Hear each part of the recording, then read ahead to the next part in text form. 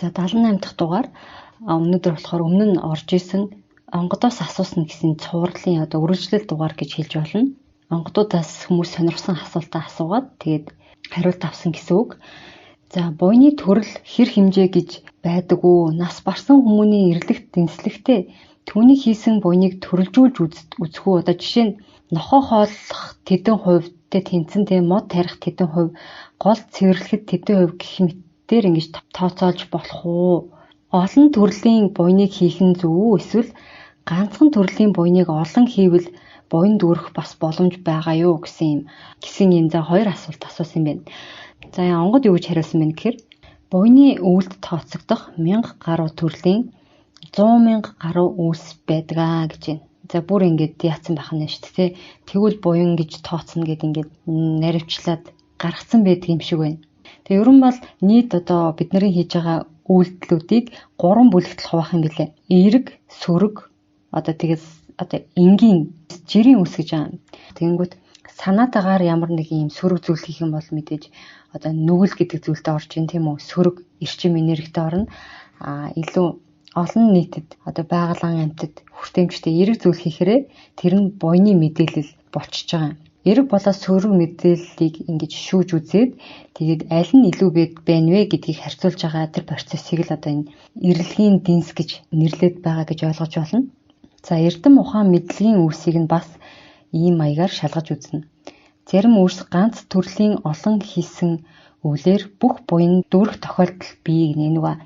Нэг төрлийн буянг олон хийвэл болох уу гэж асуусан байсан тийм. Гэсэн чи тийм боломжтой гэж байна. Жишээ нь амьтны айгаас ирсэн үр байлаа гэхэд нохоо шувуу амьтдыг хамгаасаар байгаад буйны үүлэн дүүрэх боломжтой гэж байна. За амьтны ай гэж байна. Тэгэхээр амьтан байжгаад хүн болсон гэж хэлж болно. Анх удаа хүн болж байгаа ч гэх юм уу. Анх удаач гэлтгүй хүн байж байгаа бас амьтны ай руу шилжих боломж бол байгаа. Зарим хүмүүс муур хүн болдгоо те хүн байжгаад муур болдгоо штэ.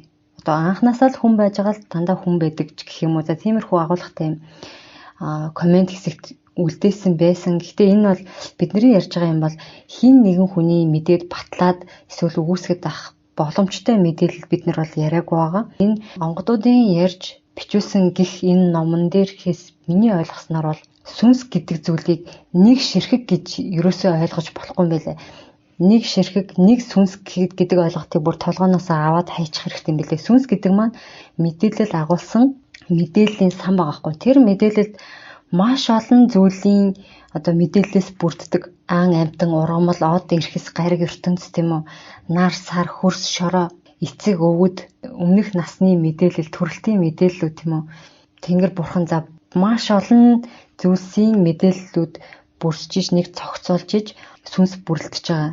Хүн нас ураад тэр сүнс нь л дараагийн төрөлтөөр яг ийм багцаараа явна гэсэн ойлголт бас байхгүй. Хідэн ч хэсэг болж тарж явж болно. Зүгээр яг багцлахтаа л 5 6 7 багцад тэр мэдээллийг хуваагаад байгаа боловч хідэн ч хэсэгт хуваагдаж болно. Хідэн ч хэсэг хуваагдсан мэдээллээс нэг цогцолж болох боломжтой. Мэдээллийг бол тоолно гэж бол байхгүй.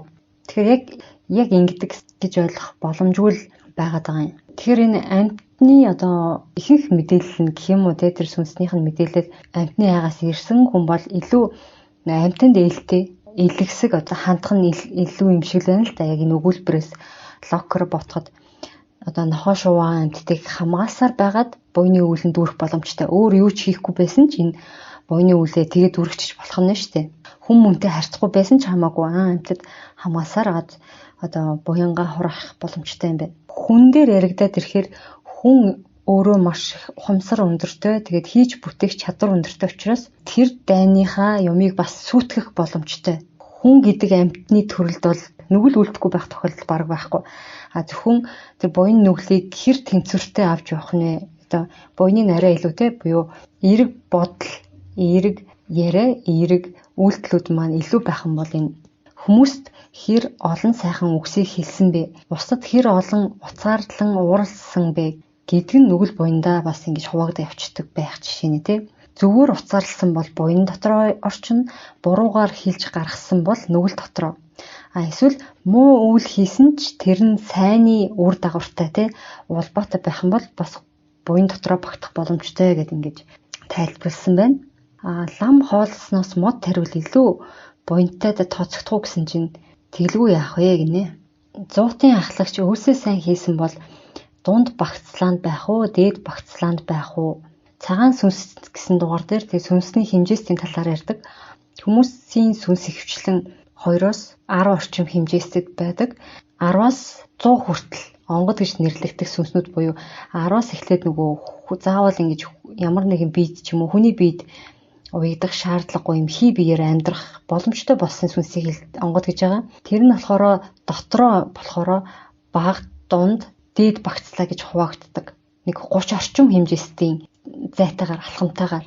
Тэгээд 100-аас 108-ын хооронд болохоор бурхад гэж нэрлэгддэг. Дээрэс нь тэнгэр элч гэж нэрлэгддэг. Нэлээд хүчрхэг сүнснүүд буюу ургамал ан амьтныг бүтээх чадвартай. Хийж бүтээх чадвараараа эдгээр чинь хоорондоо ялгаатай байгаа гэсэн үг. За 108-аас дээш хэмжээстийнхийг нь болохоор тэнгэр гэж нэрлэдэг байгаа.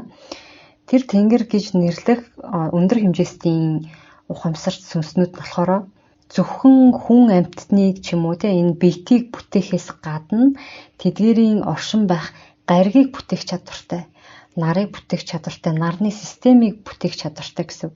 За ийм нар, за нараа тойроод тэдэн гариг хоорондоо ийм харилцан хамааралтай, иймэрхүү зайтай, иймэрхүү хурдтай ингэж иргэн. Энэ гариг дээр иймэрхүү бисбен, ийм эрчим хэм ялгаруулна. Эднэр нийлээд нэг ийм нарны систем болно ч гэдэг юм уу те. Иймэрхүү хэмжээний зүйлийг бүтээх чадвартайгаа бол бид нэр тэнгэр гэж нэрлэдэг байгаа. 100-аас дээш хэмжээстэй.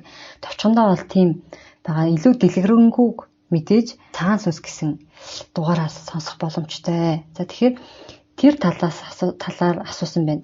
Хүн нас бараад заавал доод нөгөө багцлаанаас эхлэх албагүй байдаг байхгүй. Амьд ахуйдаа хийсэн тэр бүтээсэн зүйлсээс шалтгаалаад баг багцлааны онгодч болж болно. Эсвэл дээд багцлааны ч онгод болж болно гэж байна. Тэгэхээр энэ хүн болохоор 100-т 1000 төмтийн ноёдууд байгаа шүү дээ. Тэдгээрийн 100-ийн ноён нь бага багцлаанд очихгүйгээр шууд дунд дээд багцлаанд очих боломж байгаа юу гэж асуусан байна. Эсвэл төмтийн ноён шууд дээд багцлаанд очдог ч юм уу те иймэрхүү ялгаатай байх уу гэсэн чинь 100,000 төмтөр бол ямар ч ялгаа байхгүй.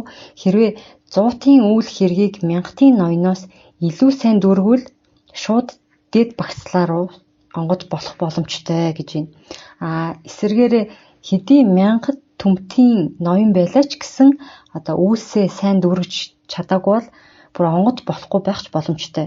Тэ 10 11 дэх хэмжээст очиж чадахгүйгээр эргээд яа тийм 3 4 дэх хэмжээстээсээ буюу хүн болж төрөх ийм байх ч боломжтой гэж байна. Тэгэхээр тэр хэрэгэн зэрэгтэй бол ямар ч хамаагүй гэж тайлбарласан байгаа юм.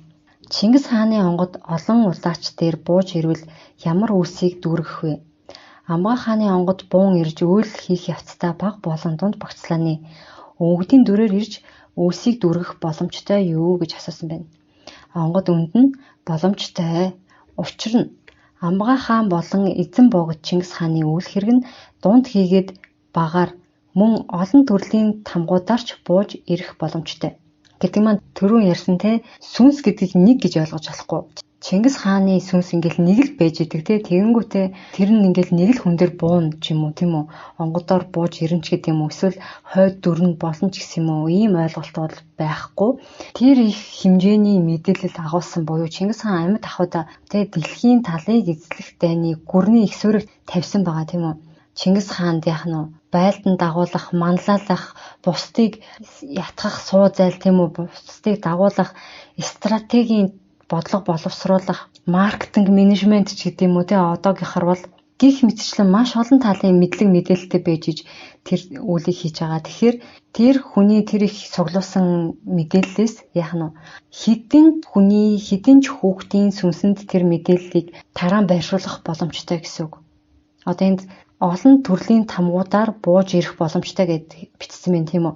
Олон төрлийн тамга гэдэг маань жишээ нь маш сайн стратегч тийм хүн төрүүлэхийн тулд тийм хүүхдийн сүнсэнд тэр төрлийн авьяас чадварын мэдээллийг л багтаага шингээгээд өгч гэнэ.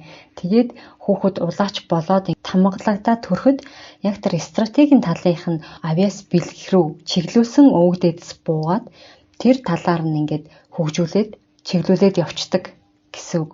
За эсвэл уран яруу илтгэх чадварыг нэг хүүхдэд нэг ч гэхгүй нэлээд хэдэн хүүхдэд тэр мэдээлэлээс өгөх боломжтой. Тэгэх юм бол тэр хүүхдүүд яг тэр чиглэлээрээ илүү чадвартай хүүхдүүд төрөөд тэр үйл хэрэгээ хийх боломжтой л гэсэн үг. Тэгэхээр нэг сүнс гэсэн ойлголт юу байхгүй. Чингис хааны онгод тэнгэр тэрэн дээр өөрийнхөө үйл хэрийг хийж л байгаа. Тэгсэн хэдэж доошо Чингис хааны тэр мэдлэг мэдээллээс бүрдсэн тийм хүүхдүүд зөндөр олноороо дэлхийн өнцөг булан бүртж төрж явах боломжтой гэсэн үг.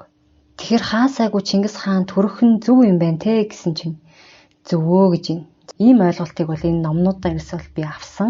Энэ асуулт баталгаажуулаад өчлөө. За тэгээд дараагийн асуулт. 3 багцлааны үгдийг багцлаа бүртэн дээд дунд доод гэж ангилдаггүй гэсэн чинь ангилах боломжтой гэж байна. Тэр 11-ээс 33, 33-аас 66, 66-аас 99 ч юм уу те. Ийм хэмжээстүүд дээр ингээ 3 багцлсан байгаа. Тэрийг дотор нь дахиад 3 багцлж болох уу гэсэн чинь үгдийн синтез дүүргэж буй үйлс чадвар улаач болон удмын өрсөөс хамаарж ангилагдах боломжтой. Дундаас дээд багцлаа руу ороход улаач болон удмын өрсөөс гадна өөр юу нөлөөлөх вэ гэж асуусан чинь бууж ирэх гэж буй эсвэл солигдох гэж буй онготын өөрийн чадвар ямар үйлсийг хийх чадaltaй зэрэг нөлөөлнө. Мөн даан авч ирээдүйд дүргэх үйлс удмын бусад үгдийн үлийг дэнслэн өөрийн ёс суртахуун болон үг яриад зэргүүдийг үздэгэй гэж байна. Аль цаг үед байна дараагийн багцлаанд шилжснээр ямар үйлийг хийх вэ? Хожим ямар үйлсэд хандан чиглэж зоригдох вэ гэд тэр бүгдийг нь харгалзан үзсний дүнд багцлаанд солигддгоо дээшилтгээ гэж байна. Өндөр гэгийн зан базрыг 21 дайр их даган ирсэн гэдэг. 21 дайр их нь иш үзүүлэгчд мөн үү? Тэд яг ямар үйл хэрэгтэй бүтээгдсэн бэ? Тэгсэн чинь онгод биднийхээр нэрлвэл 21 дагуул онгод буюу 21 шидтэн ижийн нар хэмээнэ. Тэд бүгдээр тэнгэр оршихуйд оршдог бөгөөд тэнгэр оршихуйд тэднийг 21 дагин сэхүүд хэмээдэг. Номын хүч ухаанаар үүсийг илүүтэй дүргсэн учраас ийм нэрлэлдэг. Муухраар тайлбарлал иш үзүүлэгч хэмээх нэрийн цаана шидийн хүчээр бүхнийг дүүргэгч хэмээсэн учиг ухаан утгыг агуулсан байгаа. Библи судар дотор ч иш үзүүлэгч гэж гардгаа гэж байна. Шидийн хүчээр бүхнийг дүүргэгч 21 дагин сэх гэж хэлэх юм байна. Тэгэхээр энийг сонссон чинь яг юу төсөөлөгдчих юм. Хүүхдийн кинон дээр гараад идэг штеп. Синдерелла эднэр дээр гардаг нэг юм шидэд саваатай тэг хувцсыг ингэж сольж өгөөл хулууг сүөх тэрэг болгож өгөөл байдаг тийм. Тэр ч англиар юу гэдэг вэ? Дагин сэх гэдэг нэртэй дүүцхүүц тийм үг байдаг шиг санагдаад байх англи тэр. Тэгэхээр шидийн хүчээр ингэж хийж байгаа эмхтэй иш үзүүлэгчийг дагин сэх гэж нэрлэж болох юм байна. Иш үзүүлэгч гэж байна. За энэ иш үзүүлэгч нь болохоор тэнгэр элчүүдийг дагаж ирдэг. Тэнгэр элчүүд болохоор өөр цаг хугацаанд өөр газар оронд өөр үйлийг хийх гэж төрдөг гэж үздэг юм байлээ. Төрөний бидний ярьсан 100-аас 108 дахь хэмжээстийн орчинд сүнс нь бэлтгэгдэж зориуд ороод дэлхий дээр илгээгддэг. За ийм хүмүүстэй тэр тэнгэр элчүүдийн дотор өндөр гэгээн зан базар багтдаг юм байна. Тэгэхээр тэнгэр элч ирж байгаа юм чинь бас дагаад иш үзүүлэгчд буюу шидийн хүчтэй тийм хүмүүстэйгээ хамт дагуулж ирнэ гэдэг маань хамт тэгж төрнөө гэсэн үг. Тэгээд тэр тэнгэр элч болсон хүмүүсийг дэмжих тэр зорилгын хамтдаа биелүүлэх тийм зорилготой. За энэ тэнгэр элчүүдийн нэг нь болохоор мэдээж Чингис хаан гэж байгаа. Чингис хааны иш үзүүлэгчд нь болохоор 9 өрлөг өөр удган зайрангууд бас багтдсан байлээ. Тэгэхээр зайлшгүй ийм шидийн хүчийг эзэмшсэн хүмүүсээр хүрээлүүлж тэр тэнгэр элчийн үйлс нь бүтдэг гэж номон дээр бол тайлбарлсан байдаг. За энэ талаар арай дэлгэрүүлээд бас цагаан сүнс гэсэн дугаарт бол ярьсан байгаа. Эдгээр 21 дээд ихүүд гараа хүргэх, эд зүйлээр дохих, эдийг ашиглах гэх мэтээр 21 өөр төрлийн шидийн үйлсийг хийх чадвартай гинэ. Тэнгэрт 21 дайр ихээс гадна шидийн оройн дээд хүчтнүүд хэмээгдэх 33 эцгүүд байдгаа гэж байна. Шид хэрэглэх чадвартай маш олон онгодууд байдаг байж таарах нь тий. Тэдний хамгийн шилдэг нь болохоор эрэгтэй гэх юм бол 33 байдаг байх нь. Яг энэ 33 өөр шидийг эзэмшин энэ баатруудын Номтын тэнгэрийн 33 баатар гэдэг ном байдаг. Тус бүр дээр нь шидүүдийг бичсэн. Үнэрийн шид, үгийн шид, бодлын шид гэдэг гих мэтчлэн ингээ 33 өөр төрлийн шид ашиглах чадвартай. Тэрийг хэрхэн хэрэгэлдэг үү? Одоо ямар үед хэрэгэлж яах вэ гэдэг тэр талаар дэлгэрүүлж ярьсан ном бол байдаг. Гэхдээ жоохон ийм шүлгэлсэн байдлаар. Ер нь бол бидний өвөг дээдс бол ийм шүлгэлсэн байдлаар ярьдаг байсан юм билээ. Онгодуудын яриач гэсэн ер нь бол тийм байдаг. Тэгэхээр харьцангуй миний хувьд бол жоохон ойлгох потенциал жоохон хүрхгүй л байгаа гэсэн үг. Тэгээ би тэр ном руу бас хараахан орч чадахгүй байгаа. 21 дайр ихүүд буун ирж ямар үлсийг дүүргэсэн бэ? Үрс та нар мэдхүү гэж асуусан байна. Мэдгүй гэсэн чинь түүнийг заавал мэдэх хэрэгтэй шүү. Яагаад гэвэл тэд 21-үүлээ нэгдэн нийлээд алтан дэлхийн төлөө маш том хэмээн буюу маш хүчтэй шидийн үлсийг хийсэн гэж байна. Аль хэдийн тийм юм хийсэн юм хамтраад. Тэрийг бид нар бол мэдгүй байгаа юм байна. Тэр үлийг та нар заавал олж мэдэх хэрэгтэй шүү гэж онгод бол цагсан байна. Дайр ихийн өвлүүдийг уншвал тодорхой болох бах таа гэсэн чинь тийм ээ гэж. Тэд одоо бас ирэх үү эсвэл 21 дайр ихийн дүрээр өөр иш үзүүлэгчид ирэх үү гэсэн чинь өөр төрлийн иш үзүүлэгчид ирнэ гэж. Иш үзүүлэгчид нь ямар цаг мөчтөр болон ямар элчийг даган ирж байгаа вэ гэдгээс улбаалan өөрсдийн үйлс нь тодрон гарч ирдгээ гэж. Тэгэхээр Чингис хааныг үүлээ хийхэд бол мэдээж тэр байлдан дагуулхад чиглэсэн тэрэн туслахаар тийм үйлсийг хийх гэж үзүүлэгчд нь ирсэн бол Өндөргийн зан азрыг мэдээж бас жоохон шашны талдаа тий ийм үйлсийн дэмж гэж 21 дайр их ирсэн байна. Тэгэхээр нөгөө ямар цаг үед ямар тэнгэрлэгчийг дагаж ирэхээс шалтгаалаад иш үзүүлэгчдийн тэр хийх үйлнүүд нь бол ялгаатай байгаад байна л гэсэн үг тий. Шидийн үйл хэргийг дүүрэхэд ямар шалгуур тавигддаг вэ гэж асуусан чинь улаач гэлтгүй шидийн үйлд суралцаж буй шидийн эрхийг авах босон хийгээд авах гэж буй өрсөөс хамгийн түрүүнд сэтгэлийг нь тандан шинжин үзнэ. Түүний дараа эрдэм мэдлэг чадварыг нь шалгана. Тэгсний дараа ямар үйлсэд зориулах вэ? Эсвэл зөнхлөн ашиглах вэ гэх чадварыг мөн даахгүй дэнсийг нь үзнэ. Тэр чадварынхаа нөгөө үр дагаврыг даах нь уу те? Араа даах нь уу гэдэг шиг те? Бас тэрийг харна гинэ. Доктортой докторгүй байдлыг нь эсвэл эрмэлзлэл хаа хүртэл ямар үйлсийг дүүргэн өрнүүлэх вэ гэх мэт бүгдийг дэнслэн үзэж байж шийдвэрлэнэ гэж байна. Сонорын мэлмийн үнэрийн шид зэргийг яаж хөгжүүлэх нь зүйтэй вэ? Тийм гисэн зарчим арга барил гэж бий юу? Баймгүй. Үрс бүхэнд өөрийн гэсэн арга барил бий. Сонорын шидтэй үр байлаа гэхэд өөр нэг үр гараараа сонордох байдаг юм уу? Орон зайгаар аялан сонордох зэргээр ондоо байдаг учраас түүнд нь нийцэмжтэй арга барилаар удирд нь чиглүүлж заанаа. Түүнийг багш мөрөд заах болно гэж. За чиглүүлэх болохоос биш яг ийм байх ёстой гэсэн юм бол байхгүй. Бүх хүний одоо өөрийн авьяас бэлэг тэг өгдөл нь өөр учраас тогтсон арга барил бол байхгүй л гэж ойлгох юм байна. Өвөг дээдс нь онгод болоогүй удам бий юу гэж асуусан чинь хөх Монгол дотор бол байхгүй. Өөр улсад бол бий. Бусад гүрний үрсийн эцэг өвгөд тэгж их хүчтэй онгод болж дөнгөдөггүй юм аа. Хөх Монголын удам угсааны өвгөд их баг хэмээр 3 багцлаанд онгод болон хүрсэн байдаг. Тэнгэрийн 3 багцлаанд хүрдэггүй юм аа гэхэд савдаг ертөнцид чулууны эзэн болчихсон байх нь ч бий. Монголчуудын нөгөө ингэж онгод болдог учир нь бид нар энэ нөгөө бөөгийн тарих буюу боргоцоо болчихрахаа биш тэ. Тархины гол байхын хэсгээ далд ертөнцтэй холбох тэр одоо арга барилыг айл эртнээсээ мэддэг байсан. Тэгэд энийг ингээд үр хожтой өвлүүлээд явдаг байсан байгаа. Тэр тархи нь хөгжсөн хоёр хүүхдийн хооронд нь суулгадаг ч юм уу те генээр нь ингээд сайжруулад энэ тархины одоо те боргоцоо болчихрахаа нь хөгжил сайтай хүүхдүүд бол шууд онгод болж чадахгүй маа гэхэд дараа төрөлдөө илүү нөгөө далд ертөнцтэй холбогдох нь сайн болоод одоо явах тусам дараагийн төрөл ахих тусам сайжирсаар байгаад онгод болох чадвар нь илүү сайн хөгждөг. За энэ талын мэдлэг бол маш сайн байсан учраас одоо бөөгийн зан үйл гэдэг зүйл үүссэн байгаа. Бөөгийн зан үйл бол тэр чигээрээ л яг энэ боргоцоо болчихрахаг хөгжүүлэх 3 дахь мэлмийг хөгжүүлж энэ далд ертөнцөөс мэдээлэл авах чадвартай болгох дээр бол төлөрс арга барил байгаа. Энэ бөөгийн зан үйл гэдэг нь бөөгийн зан үйлийг бол ингээд задлах юм бол маш их дотроо тий бидний наад захын мэддэг бяцлаглаас ихсүүлээд маш олон төрөл жанраараа ингээд зан үйлүүд бол байгаа. Тэрийг илүү нөгөө улаачд уншвал бөөгийн давчаан гэдэг номон дээр маш дэлгэрэнгүй байдаг.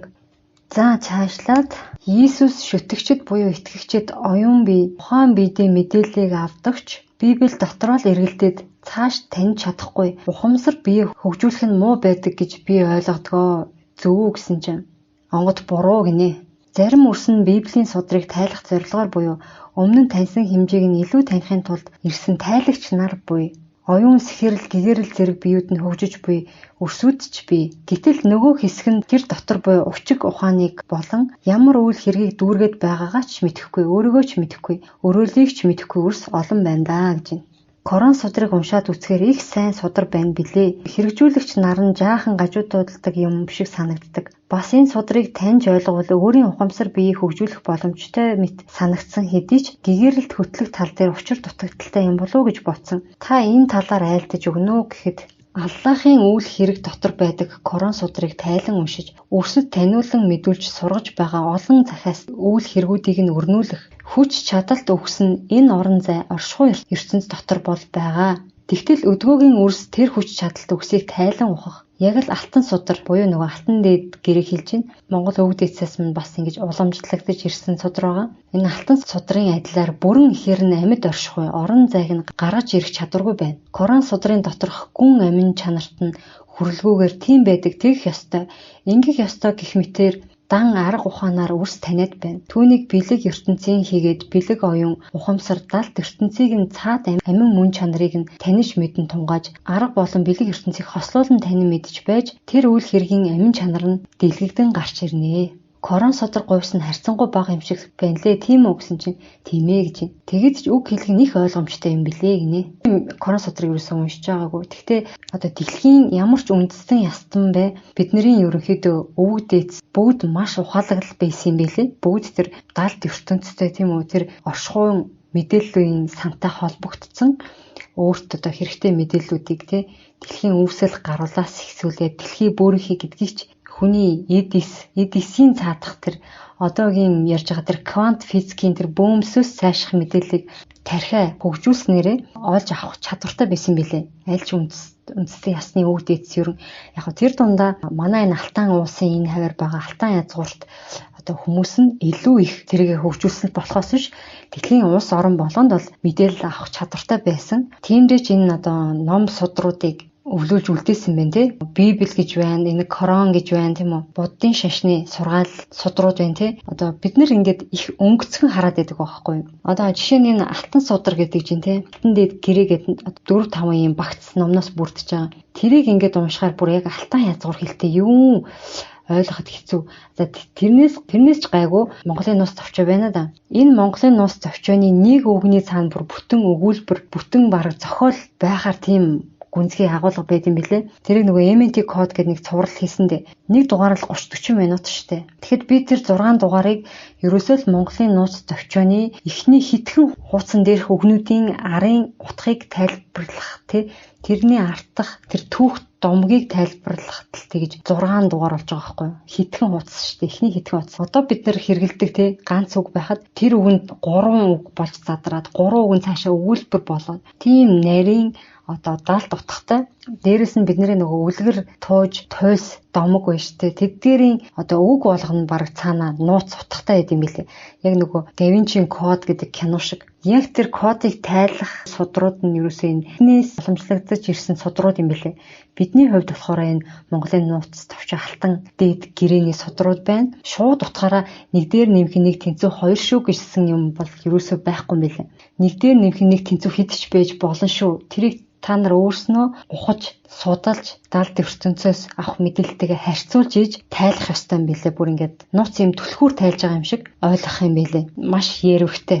Гэхдээ яг тэр алтан дээд гэрээ гэдэг судрын одоо өмнөгтгөл гэх юм уу те бүр ингэж дэлгэрүүлсэн хувилбар нь миний яриад байгаа номнууд байгаа байхгүй юу. Энэ номнуудыг сайхан уншаад юу гэх гээд байгаагийн те цаад логикийн цаад өгөх гэж байгаа мессежийг ойлгоцсон байхад бол тэр нь алтан дээд гэрээ байгаа байхгүй юу. Дэлгэрүүлж ингэж ухаж төнхөж те тэнчнээс газараа ухах биш те өвөг дээдсээс ирсэн өв судар мэдлэгээ ухах юм бол бид нэр юу тэр дэлхийг байлдан дагуулах те дэлхийн одоо том нээл Нобелийн шагнал мангалыг бол хуу хамах боломж бол биднэрт байна. Ингээд зүгээр ямар ч мэрэгчлэр сурдаг байсан, сонирхдаг байсан та бүхэн ингээд тэр арга талын жоохон хойш тавиад ингээд энэ номнуудаас судлаад үзэх юм бол энэ ингээд нээлт хийх сэжүүр маш ихээр байгаа юм шиг харагддаг. Зүгээр яг бидний өвгдөөс мэдлээгээд тэрийг эд баялаг болгож хурааж хуримтлуулах зүйл дээр ашигладаг байсан байгаа байхгүй юу.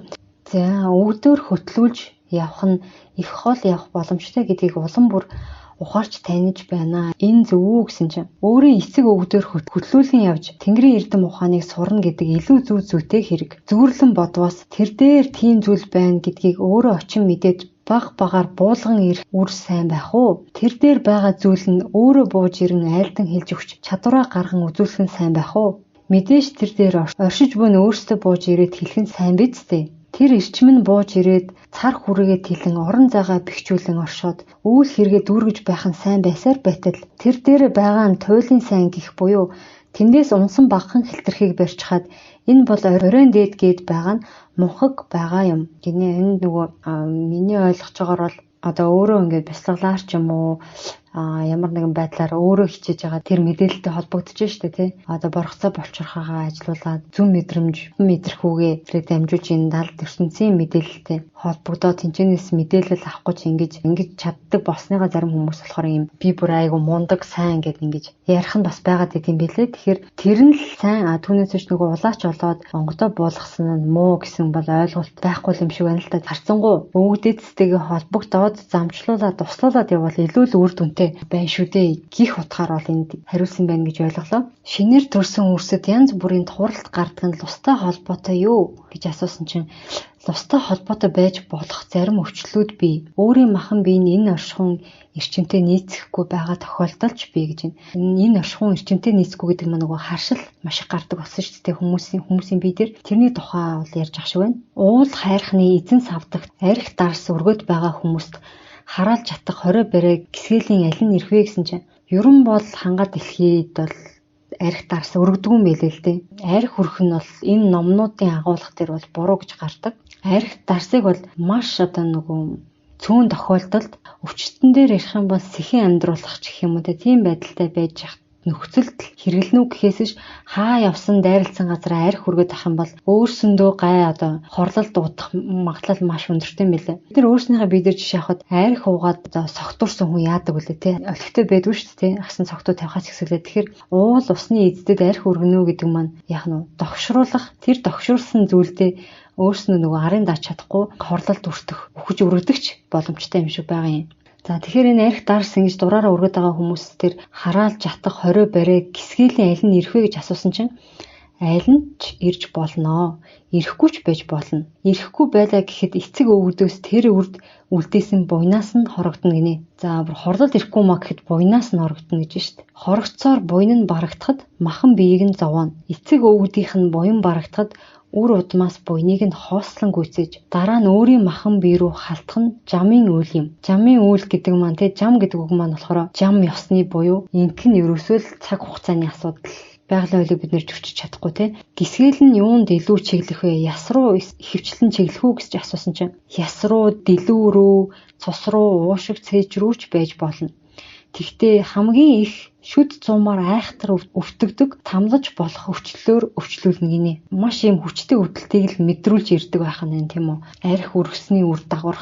Ерөө энэ лус савдгийн хорлол гэдэг зүйлд бол маш хэцүү. Хариулах бараг боломжгүй байт юм байлээ. Чонон хярвас гэдэг хярвас гэнэ үү? Чонон хөрөөс гэж бичдэг шиг санагдах юм. Чонон хярвас гэдэг нь лусын барайнаас болдгоо эсвэл бузрын хорлол байдгүй гэсэн чинь бузрын хорлол бол өөрсдийн бучимгүй үйл хэрэгээс үүсэн эргээд өөрсдийг нь хорлоно.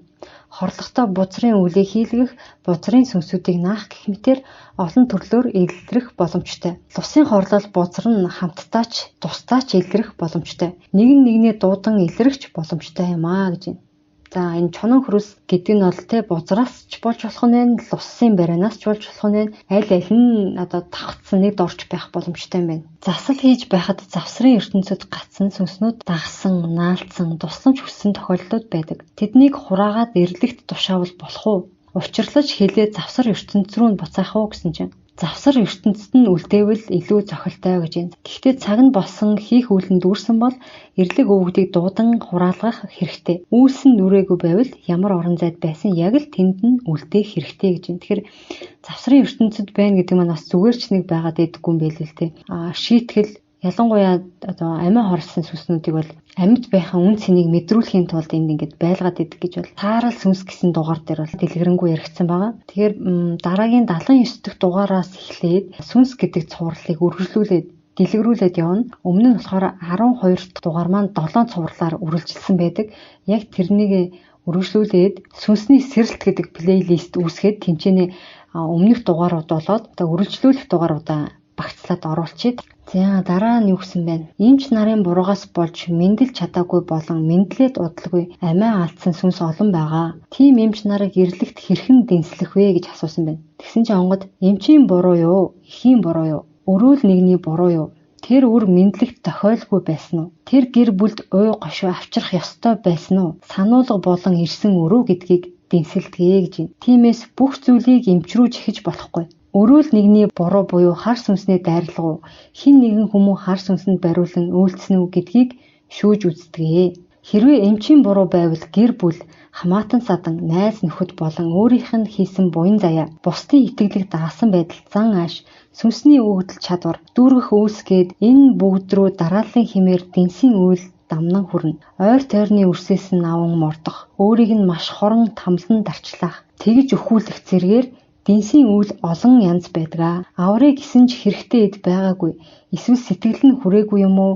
Хоорондоо өстөн дайсан байсан уу гэд эмчийн буруу дотор нь ямар үйл хэргийн буруугаас вэ гэдгийг цааш нарийн шинжилэн дэнсэлж үздэгэ. Тэгж байж хариу нэхлийг хаанаас эхлэхийг нь шийдэн шүү дээ. Тэгэхээр маш олон хүчин зүйлээс энэ шийдэгдэх нь байх нь тийм үү. Түүнээс одоо ингээд эмчил муу байсан эмчин буруугаас болсон гэж бол хэлэхгүй нэ. Тухайн хүн өөхөх ёстой болоод өгсөн байж болох нь тийм үү.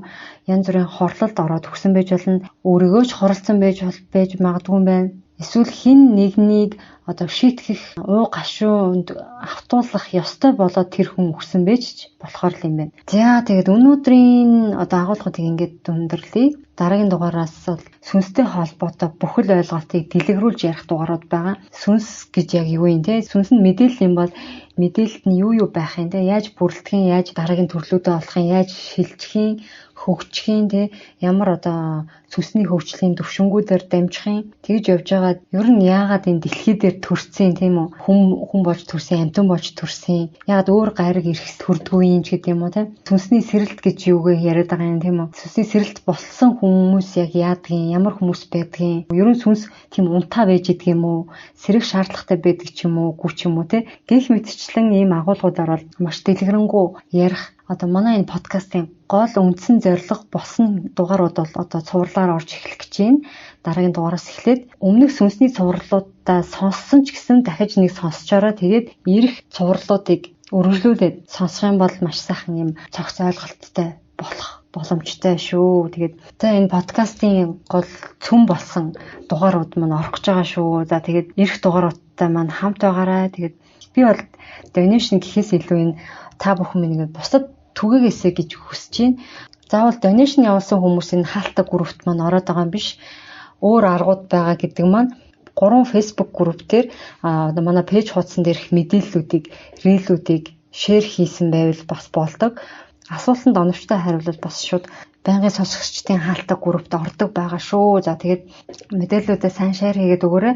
Илүү олон хүнд хүргээд чухал дугааруудаа энэ номнуудын гол агуулга, гол тайлал болсон тэр утга санааг илүү олуулаа болж байгаад мэдээд авчвал хэрэгтэй юм болов уу гэж бодож байна.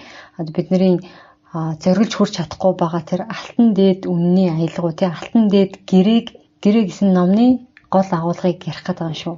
За тэгээд дараагийн дугаар хүртэл түр баяр та.